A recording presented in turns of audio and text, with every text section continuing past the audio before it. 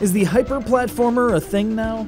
With the rise of your Super Meat Boy and your I Wanna Be the Guy and the even more laid-back, gentle intensity of an N+, the simple concept of jump around an area where gravity exists kinda misses what makes this crop of platformers almost their own separate genre. Specifically, they hate you. They hate you with a burning, seething hatred that even shmups of the 1980s have to respect.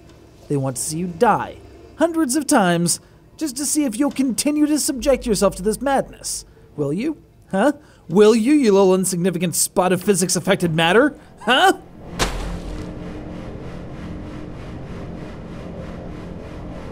Sorry, got off on rather a tear there. Anyway, it doesn't take much to make a super hard platformer. All you need is a thing that you can move, that represents you, in this case, the little black dot with eyes and feet, and about 11 bajillion hazards that threaten to end your pathetic little existence. The vast majority of the time, those are spikes, which for whatever reason cause your entrails to explode over the entire space of the stage. We'll disregard that rather egregious abuse of physics and/or intracranial pressure and instead focus on what matters. Pixel-perfect controls. Above all else, this is the sticking point. If you're supposed to be able to do the damn near impossible, the response times have to be spot on. I'm happy to say that you still won't make it doesn't screw you over in the control department. However, it was still designed by someone who should be brought up on crimes against humanity at an international tribunal in The Hague, so there's that.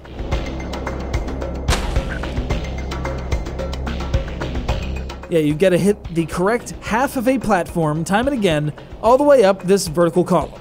You thought a Lechman stage was hard.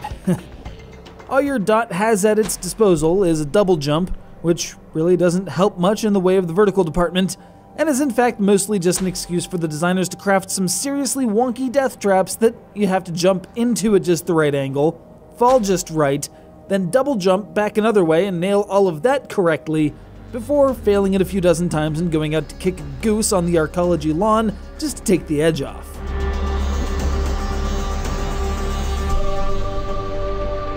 Aside from the hair-tearingly difficult platforming, You Still Can't Make It features, well, not much. The entire game thus far, all 3 chapters of 18 levels each, uses the same basic palette of blue, foreboding, dreary, saw-like visuals, saw-like, saw blade flingers, with the primary source of variation coming in the graffiti written on the back wall, pointing out the absolutely obvious. These spikes will kill you. The soundtrack is a similar melange of everything from techno to classical piano, all with a dreary overtone that would make Edgar Allan Poe reach for a Xanax. And if you manage to make it through all 72 stages, you're left with the hope that the next 2 chapters get here sooner rather than later, because Daddy needs his medicine. Give to TJ. Give.